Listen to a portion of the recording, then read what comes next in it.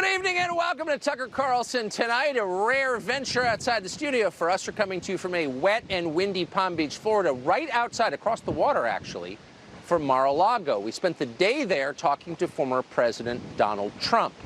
It was his first interview since he was arraigned in a Manhattan criminal court exactly 1 week ago. The Republican frontrunner for president arrested by a Democratic prosecutor on political grounds. Nothing like that has ever happened, and we wanted to hear from the man who experienced it. The conversation went in a lot of different directions, heavily on foreign policy.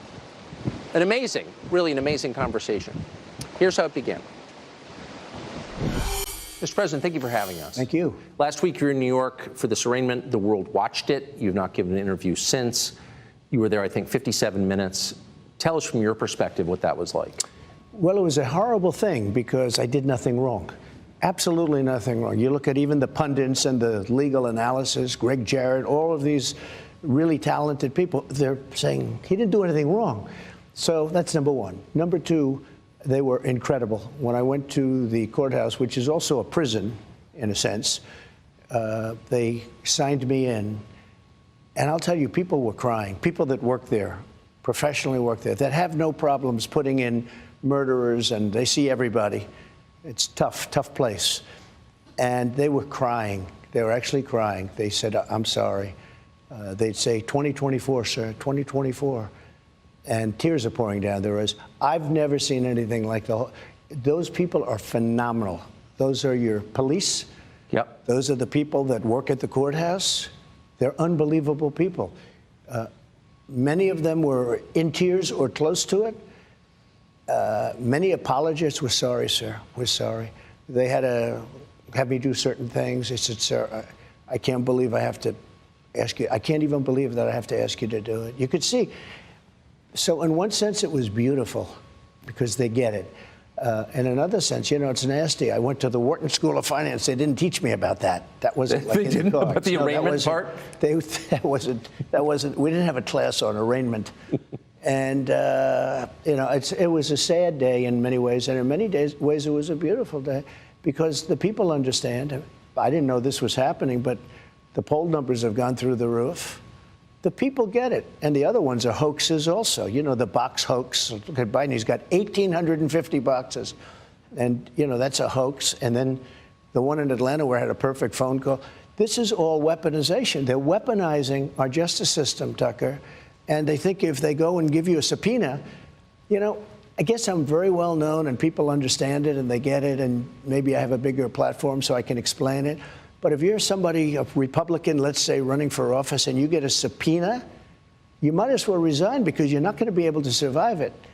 And the voters aren't going to handle it. The voters aren't going to take it. What they're doing is weaponizing the system, and there's never been anything like it. And it's all disinformation. You see, the other day, Afghanistan, one of the worst things I've ever seen. I think the most embarrassing moment that this country's ever had, frankly, the way we got out, not the getting out, we had to get out, it was ridiculous to be there. And I had that so good, so tight, so tough. I spoke to the leader, Abdul. I said, Abdul, if you do anything, you're going to get hit really hard. Literally, he said, but sir, why? He goes, why, oh, why do you send me a picture of my house? I said, you'll have to figure that one out, Abdul. But we didn't have one death in 18 months. He knew, not one death. And then to see the way we got out, like we were surrendering, like taking the military out first, leaving $85 billion worth of equipment behind, giving up Bagram. I was going to keep Bagram. I was getting out, but not for Afghanistan. It's 1 hour away from where China makes its nuclear weapons. It's one of the biggest Air Force bases in the world, I think the biggest, with runways that go 10,000 feet. I was keeping that because of China, not because of Afghanistan. Right. And they left everything. They left in the dark of night. They left the lights on. They left the dogs, by the way. You know, the people say about the dogs. They left the dogs. Everyone, you know, the dog lovers, and you got a lot of them. I love dogs. You love dogs. But they left the dogs. People said, what? One of the first questions I got, what did they do with the dogs? Mostly German Shepherds. They left them. What they did, the way they got out, was so horrible. Okay, everybody knows that was their plan. That had nothing to do with me. I was getting out, too. We would have gotten out with strength and dignity. And what happened? They got out. And the other day I hear, yeah, it was Trump's fault. Oh, that's right. It was Trump. I was gone for a long. I would have been out faster than them. We would have had all the equipment. We would have had the American citizens. We left hostages. We left Americans behind. Many, I think many more than you think. And we had 13 soldiers killed. And nobody ever mentions the fact that we had many maimed so badly. No arms, no legs. Their face was obliterated.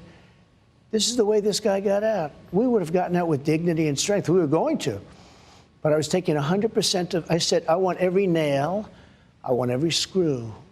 I want the tents. They said, sir, the tents are very hard to take out. I said, I want the tents. I want the tanks. I want the planes. I want everything. And a couple of them fought me on it, like Millie. He said, sir, I think it's cheaper to leave the equipment behind. I said, let me ask you, we have a plane that cost $100 million. It's sitting there. All it needs is a tank of gas, right? Give me a little jet fuel. We'll fly it to Pakistan or any place else, or we'll fly it directly home. You say it's cheaper to leave a $100 million plane? Sir, I think overall it's cheaper. These are idiots we're dealing with. They left $85 billion worth of equipment. They left our American citizens behind. And they moved the military out first. No, you move the military out last. I did a little skit with a 5-year-old kid. I said, let me ask you, here's the situation. I explained the situation. I said, would you take the military out first, or would you take it out last? I take it out last, 5-year-old. But they took the military out first, and they were afraid of our military. When I was there, they were afraid. We didn't have one soldier killed in 18 months, Tucker. Not one soldier was killed in 18 months. And then we got out like we surrendered. I think it was the single most embarrassing day in the history of our country. It was totally their fault. They didn't go by anything because, you know, we had a system of getting out. But if the Taliban, in particular, the Taliban, because that's where the action was, right? When I called Abdul, the press went crazy. The fake news went crazy. Why did he call an enemy? I said, well, it's Jesse James. I used to ask him, why did he rob banks? He said, that's where the money is. Why did I call the head of the Taliban? Because that's where the killing was. And he's there now, Abdul. I'm sure he likes me. He called me Your Excellency. I don't know if he calls Biden Your Excellency. Probably. I mean, you know, they're one of the largest arms dealers now in the world. They're selling the $85 billion worth of it because they only need 5% of it. Of course. They're selling the equipment. They're one of the largest, I think, second arms dealers. Brand new helicopters, brand new airplanes, brand new tanks. Unbelievable what we left behind. We ran, and there was no reason to. I had them. I could have stayed there for 5 years if I wanted to. I wanted out. 21 years was enough. I wanted out. We shouldn't have been there in the first place. But when I see what happens, when I see the level of stupidity, and because of that, it's all a big web. Because of that, I think Putin, who would have never gone into Ukraine when I was there, would have never. I talked to him about it often. Would have never, ever done that. When he saw that I wasn't there, and he saw these fools, these stupid people, and think of that, the way they left Afghanistan, and nobody was fired. I fired a lot of people because if they didn't do a good job, I'd fire them. May I ask, you talked to Putin about Ukraine. What did you say to him? I could see that he loved it. And I said... he loved Ukraine. He considers it to be a part of Russia. Yeah. I said, not when I'm president. We had a very good relationship. I mean, look, I was the worst thing that ever happened to him. I closed up his pipeline. You never heard the words Nord Stream 2 until I came along. Nord Stream 2 was their pipeline. And I had a great relationship with him, but it was very tough because they had a fake Russia investigation. And I told him, and he told me, he said, it's very hard for us to deal, don't you think? I said, very hard. Because we have a fake investigation that turned out to be a fake. For 2 years it went on. And we could have done very well with Russia. They have great minerals. They have great things that we want, we could have. And they need the money and they need other things. But that interfered. That was a terrible thing. That was actually a treasonous thing to do. Those people should have been arrested. They made it up. They made up a problem with Russia that didn't exist. Now they've all admitted it didn't exist. It was just on to the next one. I often say, they said to me the other day, one of your fellow journalists said, who's the biggest problem, sir? Is it China? Could it be Russia? Could it be North Korea? No, I said, the biggest problem is from within. It's these sick, radical people from within, because we can handle, if we're smart, we can handle Russia, China. I did. I took in billions and billions, hundreds of billions of dollars from China. No other president took in anything, and they respected me. He's the same thing, you know. I told him, you can't go into Taiwan. You can't do it. I won't tell you exactly what I said, but it was something that probably a lot of people wouldn't like if they heard it, but it was very tough. Don't go into Taiwan. If you do, we're going to have problems. Other than that, we're going to be great relationship. We're going to have a great relationship. And he said to me when I said we're going to do something, if he goes in, no, you wouldn't do it. I'll do that. I swear I'll do that.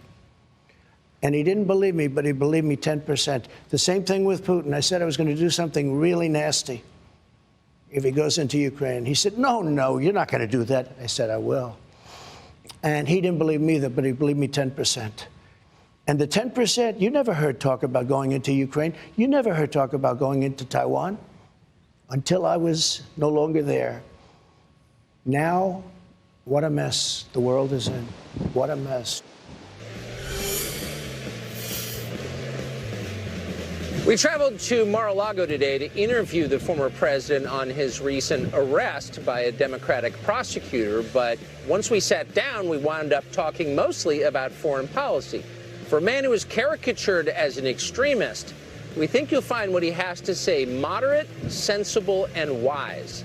When we come back, Donald Trump's greatest fear for America, something we almost never talk about. We'll be right back. Covering the weather beat here in windy Palm Beach. Actually, we're here to interview the former president and now the Republican frontrunner, Donald Trump.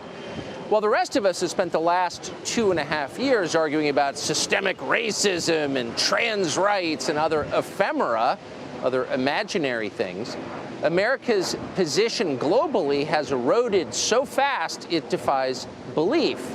But Donald Trump has noticed things have really changed since he left office, and that's the topic of this next part of the conversation. Here it is.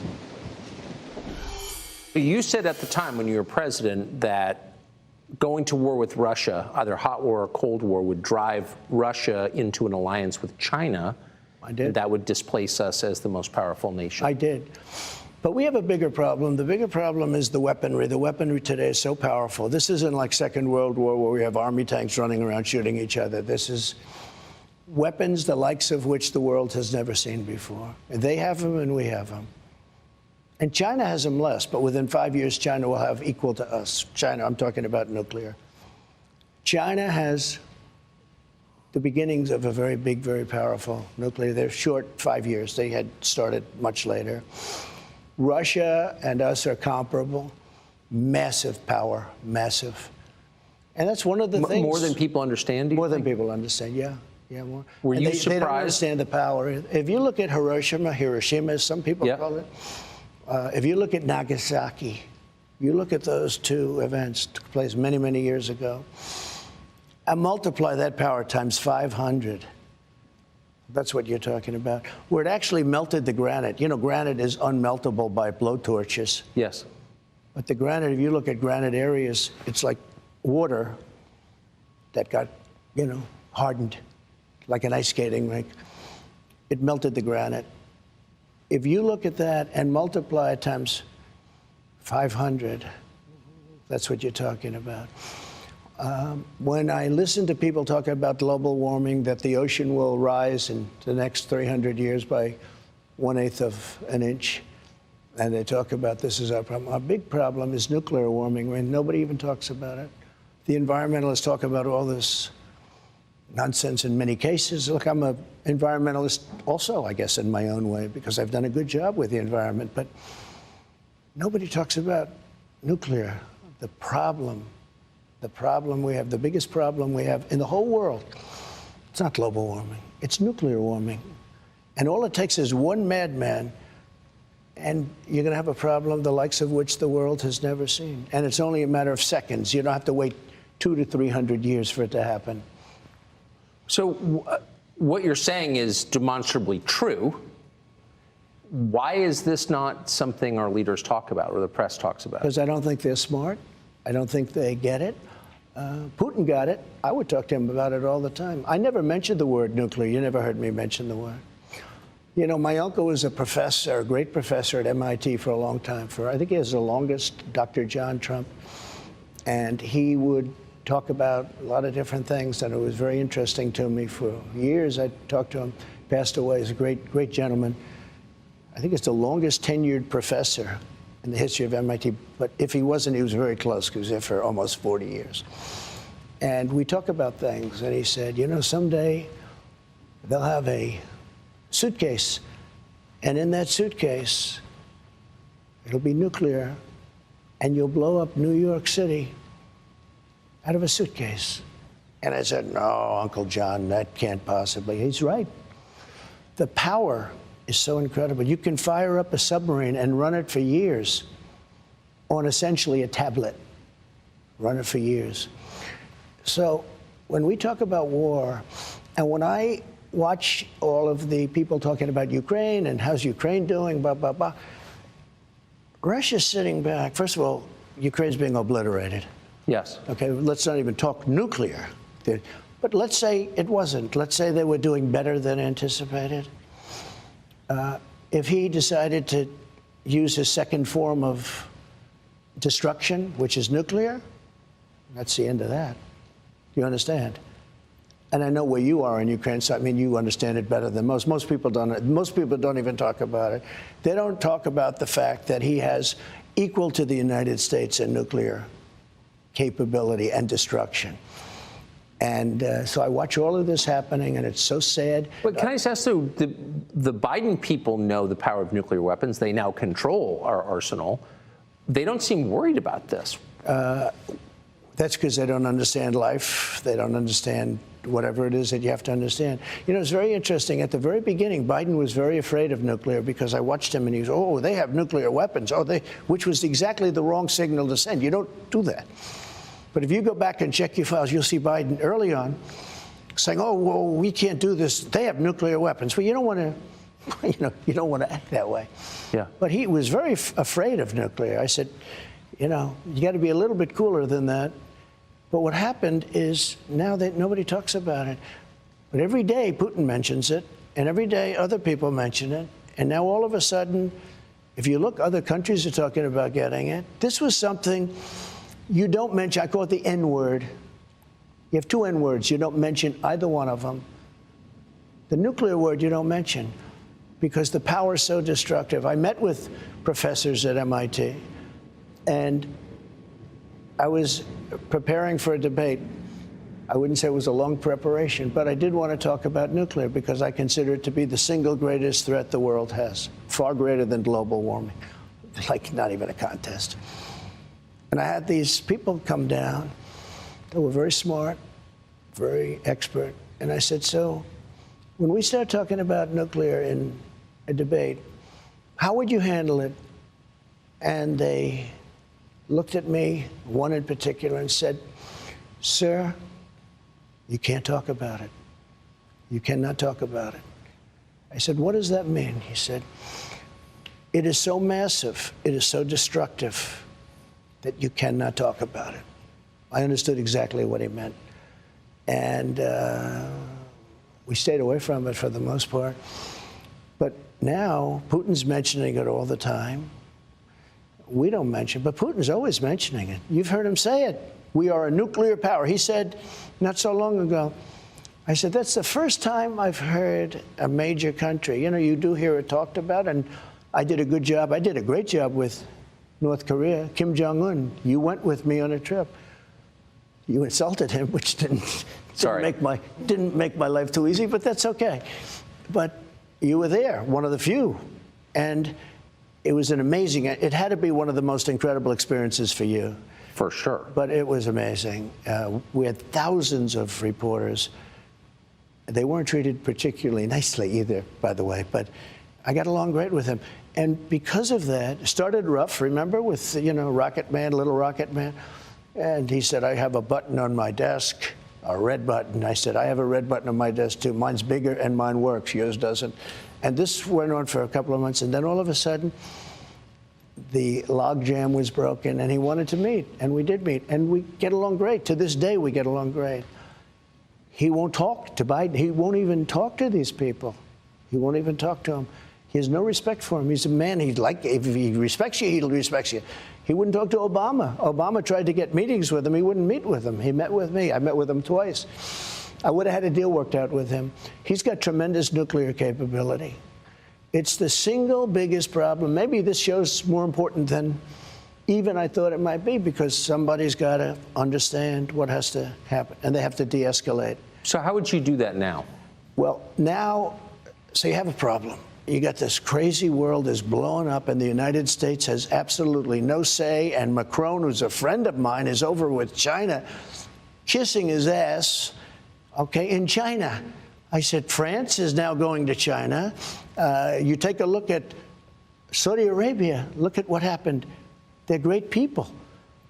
They wanted to help us. He goes over and gets a fist pump. You know what a fist pump means? Don't shake my hand because your hand's dirty. That's what a fist pump is.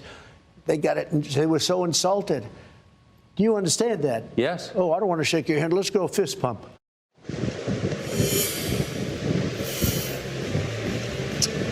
For the past 7 years, the neocon media establishment's been telling you that Donald Trump is a dangerous lunatic. In 2 years in office, Joe Biden has brought the world to the brink of nuclear holocaust. Who's the dangerous lunatic? And they're lecturing you about global warming. Joe Biden says he's running again for president in 2024. We asked Donald Trump his assessment of whether that's going to happen and whether anything could get him out of the race, including a legal conviction. That's next. Democrats arrested the Republican frontrunner last week in an effort to keep him from running for president. Will it work? We asked Donald Trump directly. And does he think Joe Biden will actually run? Here's that conversation. Do you think Biden will stay in the race? Look, I watch him just like you do. And I think it's almost inappropriate for me to say it. But I deal with other people. I don't see how it's possible. And it's not an age thing. You know, like I say, I have friends that are 88, 89, 92. Bernie Marcus, Home Depot, is 95. Smart as hell. He's sharp as he was. I mean, he's, you know, mentally, Bernie Marcus, Home Depot, founder of Home Depot, one of the founders. I mean, I had a meeting with him a few months ago. He was 100%. I know people that built their fortunes from 80 to 90. They were always struggling, and they made a fortune from 80 to 90. A couple of people in particular. It's amazing. He's not too old. You know, his age. I think they do the age thing because I'm 4 or 5 years behind. They say this is a way of getting Trump. Let's go him up. But there's something wrong. I saw his answer today on television about whether or not he was going to run, to a very nice guy named Al Roker. When you can't get a softer question than that. That was a long answer, talking about the eggs and the this and that. Look, I don't think he can. But say what you want. They didn't expect him to get it. Yeah. You know, people could say he won an election. You know, it always goes, I got the most votes of any person, any sitting president in history. I was told if I got 15 million less, I couldn't lose. They're surrounded by vicious, smart people, radical left people, but they're very smart and they're very vicious. It's not him. It's not him. He's now in Ireland. He's not going to have a news conference. When the world is exploding, I own property in Ireland. I'm not going to Ireland. The world is exploding around us. You could end up in a third world war, and this guy's going to be in Ireland and not having a news conference. He hasn't had a news conference, I guess, in months. I saw today where he hasn't. It's been. Well, he can't. So if he doesn't run, if he's taken out by his own party, or who knows what happens, but it doesn't seem like he's capable of running again, who does run? Well, obviously the one that they would talk about would be the vice president, Kamala. That would be the one that they talk about. But I don't think she's performed well on the big stage. I mean, maybe I'm wrong. But there are a certain group of people that will go crazy if it's not her. They're going to be very angry if it's not her. That's a problem. You have a very ambitious guy in California, but he's done a terrible job with the state. I used to get along great with him, you know, when I was president. I got along really good, Gavin. Well, you got along with Gavin Newsom? I did. I really did. He was always very nice to me. He said the greatest things. He would say things like he's doing a great job. Oh, he was very About nice. you? About me. That's why I could never hit him, because he was so nice to me. It's just laying in wait, right? But I could, you know, he was very nice to me. And relatively speaking, some of them weren't. We did a good job for the governors. But they talk about him. They talk about some others. I just don't see Biden doing it from a physical or a mental standpoint. Yes. I don't see it. But it's been a crazy period of time in the world of politics. But he's surrounded by people. You know, they expected Bernie to win. Now, Bernie's older than Biden, you know, whether you like him or not. He's sharp. I watched him being interviewed the other day. He's 100% sharp. He hasn't lost much, if anything, Bernie Sanders. But, you know, he's older. So it's not an age thing. I just don't see him. So they're trying to prevent you from making it to the general election by tying you up in lawsuits, charging you with crimes. You've described the process. It's the old Soviet process. The old Soviet process. And you've described it as illegitimate.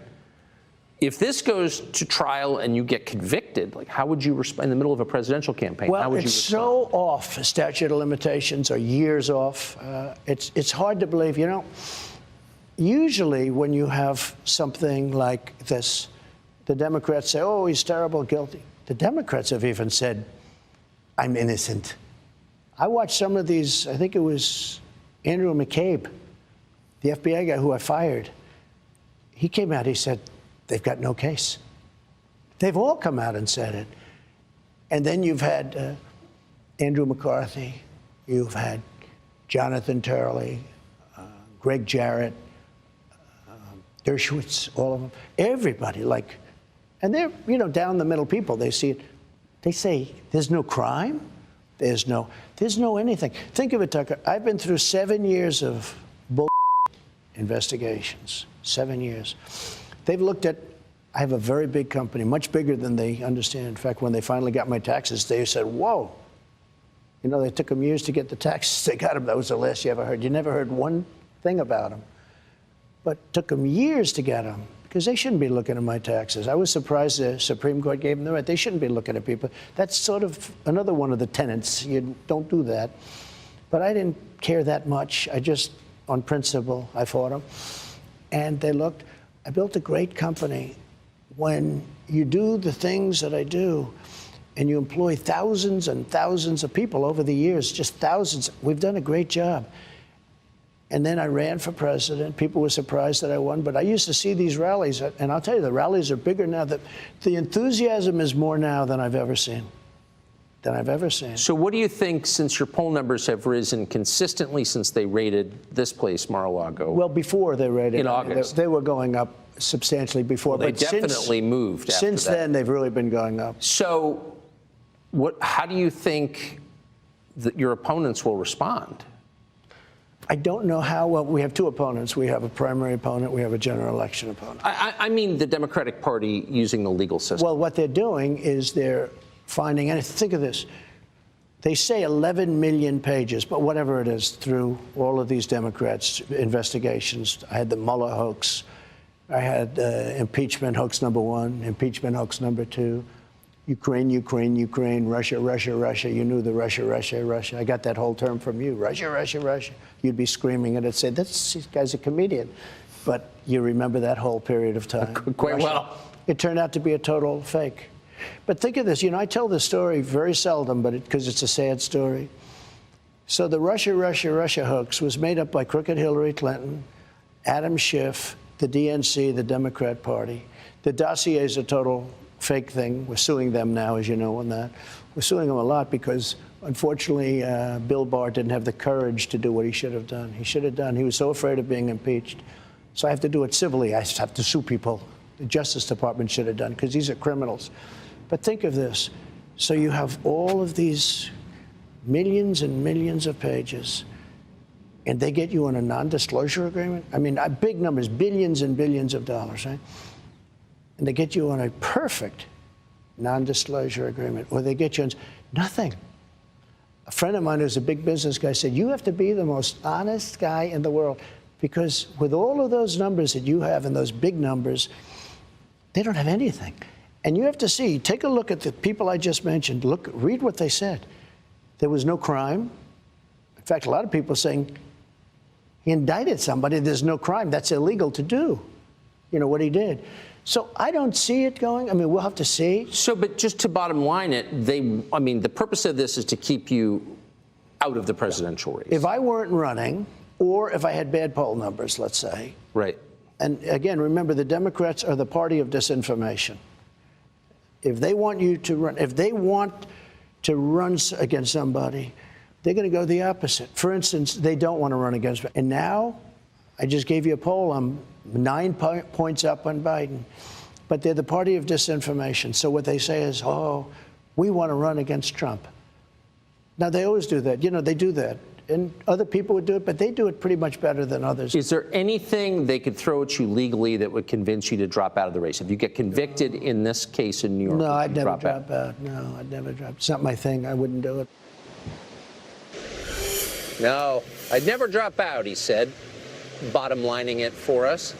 Donald Trump spent 4 years in office taking what was considered a very tough stand on China, and with that in mind, his descriptions of a meeting with Chinese President Xi Jinping at Mar-a-Lago were remarkably nuanced and even affectionate. Really interesting story. Xi, by the way, apparently speaks English secretly. You'll hear it right after the break.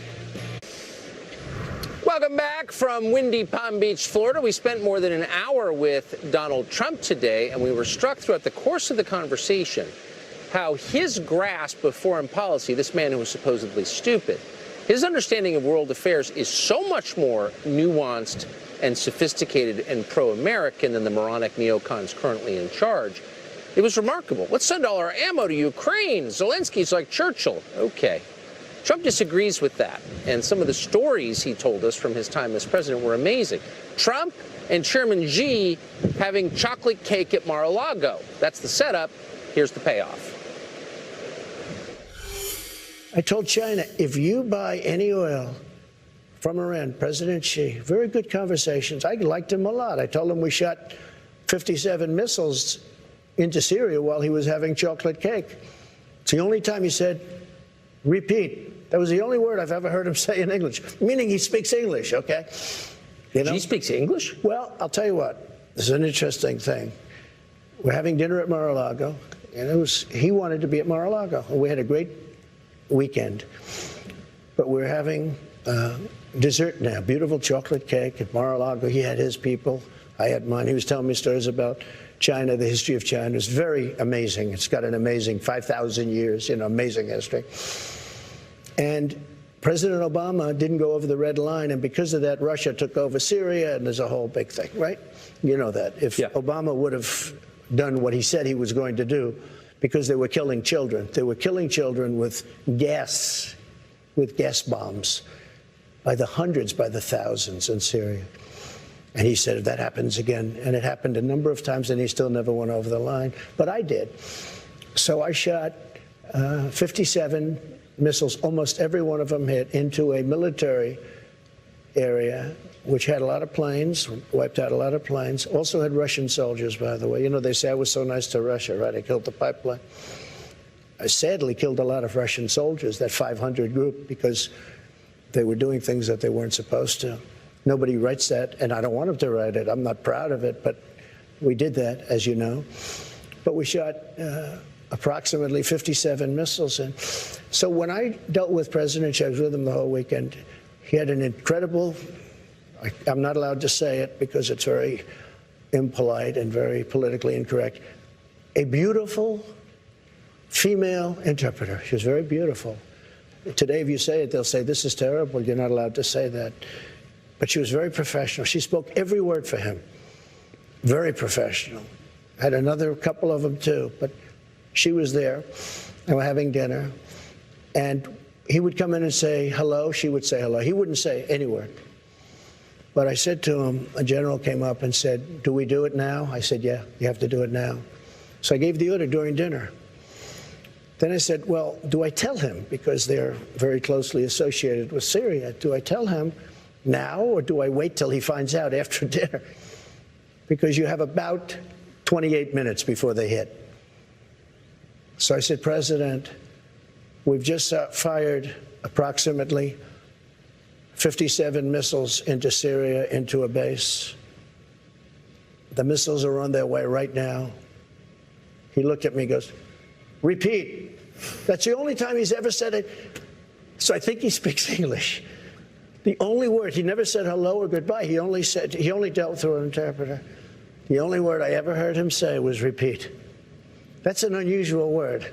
I said, how smart is he? Could you tell? Top of the line. Top of the line. Yeah, they're all top of the line. Our guy's not top of the line. Never was. These are top of the line people at the top of their game. President Xi is a brilliant man. If you went all over Hollywood to look for somebody to play the role of President Xi, you couldn't find it. There's nobody like that. The look, the brain, the whole thing. We had a great relationship. You know, when he first came to Mar-a-Lago, he came the first day. He was there for a few days. We were going to have a 50. It was so organized by them and by us, but by them. Very boom, boom, boom. Everything's like business, no games, you know. They don't say, gee, how did the Yankees do last night? Oh, that was a wonderful. They don't care. They don't care about anything. I said, do you ever go to a Broadway play? I'll take you to one. Do you ever have plays like, do you ever go? No, I don't. No. He's all, this is business. These aren't game players, right? I like it. You know, in a way I like it.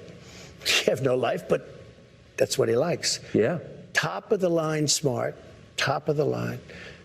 When they came in, it was supposed to be a meeting that lasted exactly 15 minutes. Then we go to breakout sessions with, they had like 40 people. We had 40 people. You know, the comparables, right? And we're sitting across the table from each other in the ballroom of Mar-a-Lago. And it was an amazing scene. But our meeting was supposed to take 15 minutes. It took 4 hours. We got along so well. There was a great chemistry we had. Great. We talked about everything. A great chemistry. But people ask me, how smart is she? I said, top of the line. You never met anybody smarter.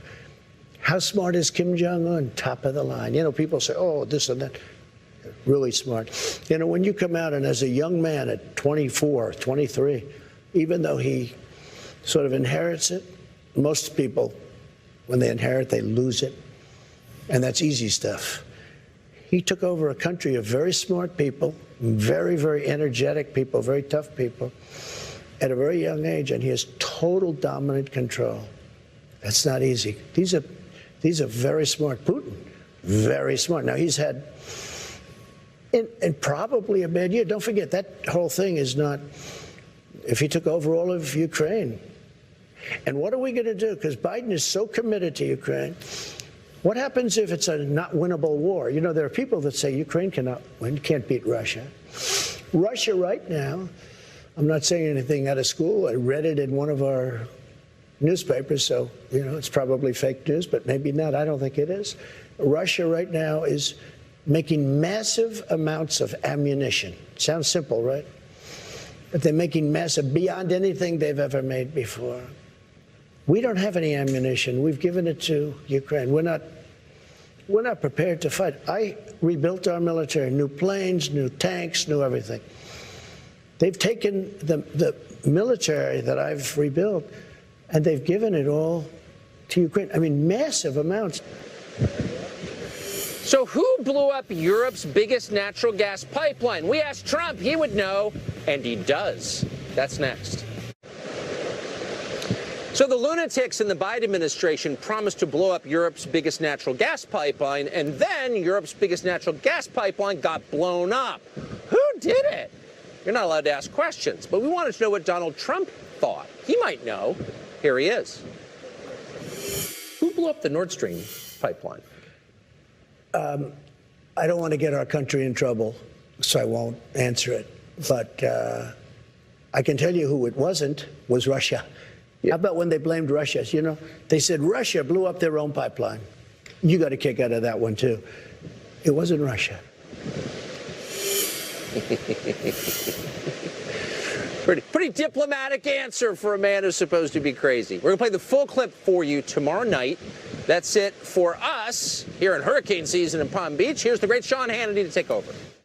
So the destruction of the Nord Stream pipeline, the natural gas pipeline that carried, well, natural gas from East to Western Europe, was the single most profound act of environmental terrorism in history. It released more deadly CO2 into the atmosphere. It was also an attack on our NATO allies.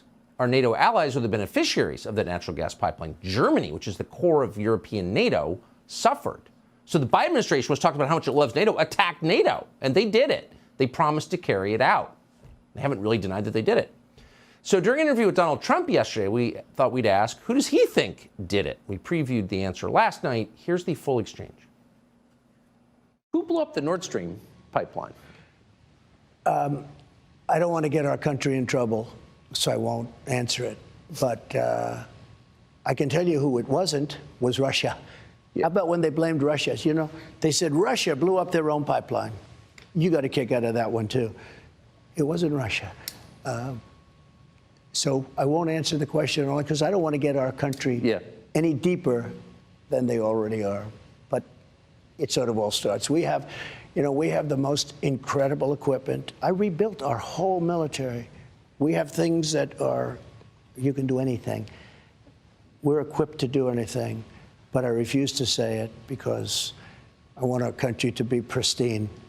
But it was, you know, in many ways, blowing it up was very bad because it really created a lot of problems for Europe in terms of the cost of energy. Oh, yeah. But they shouldn't have ever been. I had that pipeline stopped, Nord Stream 2, I had it stopped, totally stopped. When Biden came in, he approved it, and they immediately started the finishing action. I had Nord Stream because I said, for Germany and Europe to get their energy from Russia, that was when I said I sent Angela Merkel the flag. I sent her the white flag of surrender. She said, but why do you do that? I said, you've been fighting Russia for many years. If you ever have to fight with Russia and they control energy, you might as well just take the white flag of surrender. And that's what I did. So that was blown up and very dangerous to do it. But I think most people know who did it. So once we start blowing up other people's critical infrastructure, is there a concern ours could get blown up in return? Well, I think it's much more than infrastructure you're talking about. Look, we could end up in World War III over this whole thing. Forget about pipeline. We are closer. I believe it's the most dangerous period of time in history. Number one, because we have people on top that are incompetent. That's number one. And again, China's fine if you know how to deal. Russia, if you know how to deal. Russia wasn't going into Ukraine with me. China wasn't going into Taiwan with me. I mean, now all you see is, you know, China with ships all over the place and sending airplanes and bombers. That wasn't happening with me. He knew you can't do it. And also, Russia knew you can't do it. They would have never done it. The most dangerous period of time because of weaponry, because of nuclear, because of weaponry, most dangerous period of time in the history of our country and in the history of the world right now. And we have an incompetent person at the top. Well, we're learning tonight from a leak from the Department of Justice to the Washington Post that the special counsel investigating Donald Trump, the Republican frontrunner, is now looking into whether he committed wire fraud. Okay, so as his numbers go up, the number of investigations multiply. This one appears to be related to Trump's fundraising efforts between the 2020 election and January 6th. Of course, this is an effort to sideline the frontrunner in the Republican Party while they figure out what to do with Joe Biden. Meanwhile, Trump is talking in a way that nobody else is about the most serious threat to this country, which is nuclear war, a nuclear war that the Biden administration seems intent on sparking through recklessness and truly crazy behavior. And then, of course, the second greatest threat to the United States, the other thing you never hear about as we yammer on about trans rights, is the decline of the U.S. dollar. And we interviewed Donald Trump yesterday in Florida, and that came up. Here's part of the conversation. Iran gets together with Saudi Arabia through China. And China's taken over. And China, you know, I heard a couple of people say, well, the dollar will never lose the dollar standard. Are they kidding? China wants to change the standard, the currency standard. And if that happens, that's like losing a world war. We'll be a second-tier country. We'll literally be a second-tier country if that happens. Now you're losing Brazil. You're losing Colombia, South America. You're losing Iran. You've lost it. You've lost Russia. And if you haven't lost them yet, you're going to lose them. China's on the yuan, so China's gone. Then you see France going over and all. What's going on? We're losing. If we lose our currency, that's the equivalent of losing a world war. Our currency is what makes us powerful and strong. And this was unthinkable during the Trump administration.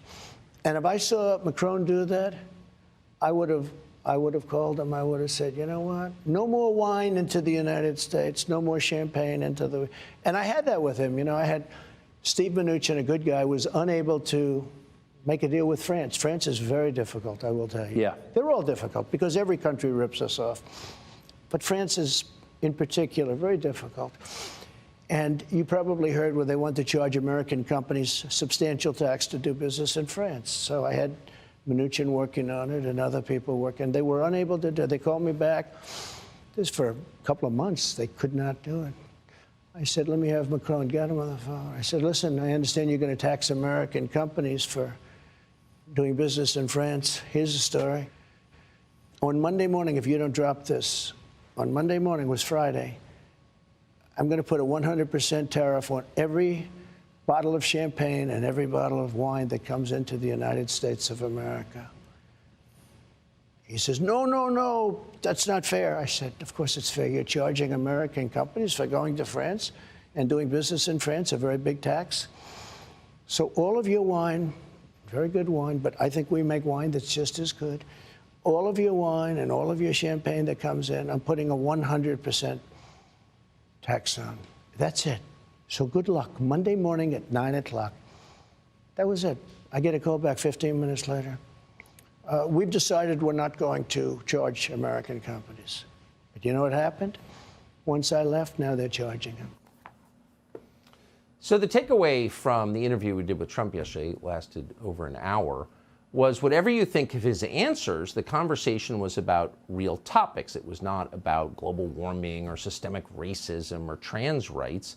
It was about nuclear war, the US dollar and its strength against other currencies, our trade balance, the things that actually define a country. They told you he was crazy for all these years, but why is he the only one talking about these things?